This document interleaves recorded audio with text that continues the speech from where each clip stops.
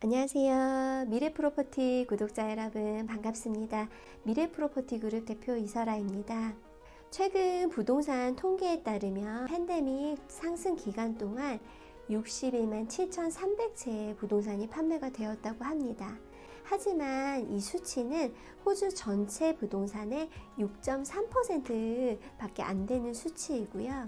팬데믹이 적응되어 가는 이 시점에서 팬데믹 기간 동안의 높은 가격 상승과 최근 잇따른 금리 인상으로 인한 주택 가격의 하락을 동시에 감안을 할 때 특히 지난 30년 동안 호주 부동산이 얼마나 크게 변화되어 왔는지에 대해서 이야기를 해보고자 합니다.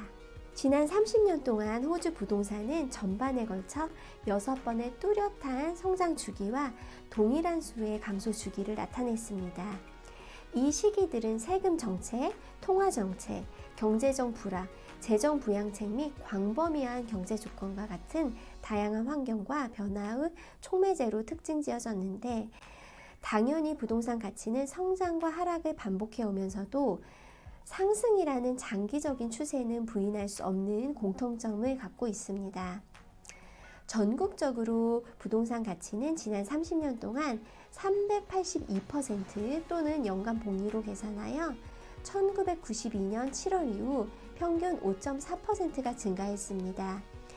지난 30년간 거시적 차원에서 분석해보자면 1992년부터 2002년 사이가 가장 큰 시세 차익을 보였으며, 코오로직이 평가하는 국가주택가치지수 HVI는 당시 77%를 상승했습니다. 2002년부터 2012년 중반까지는 59%가 증가한 반면 최근 10년 동안은 72%의 상승 수치를 나타내고 있습니다.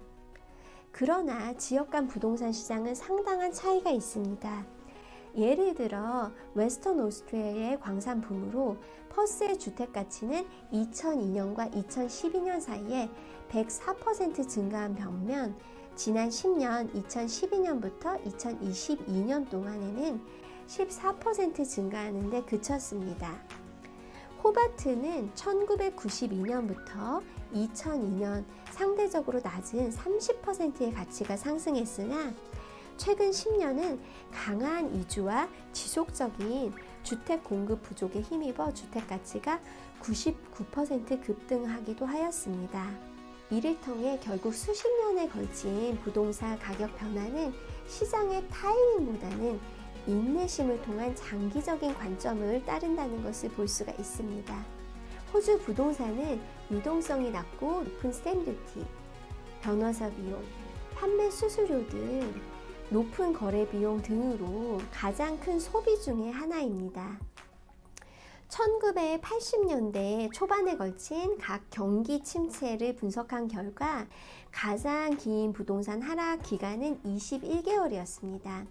현재 우리가 보고 있는 감소 추세는 결국 수평을 이룰 것이며 일반적으로는 안정기와 그 이후에 추가 상승으로 뒤따를 것이라고 예상이 되어집니다. 지난 12개월 동안 판매된 최근 호주 부동산의 평균 보유 기간은 9년이었습니다.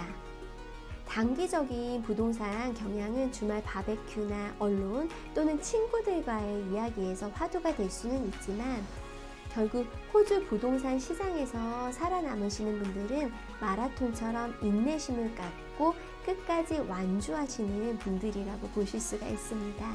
여기까지 미래프로퍼티 그룹 이설아 대표였습니다. 감사합니다.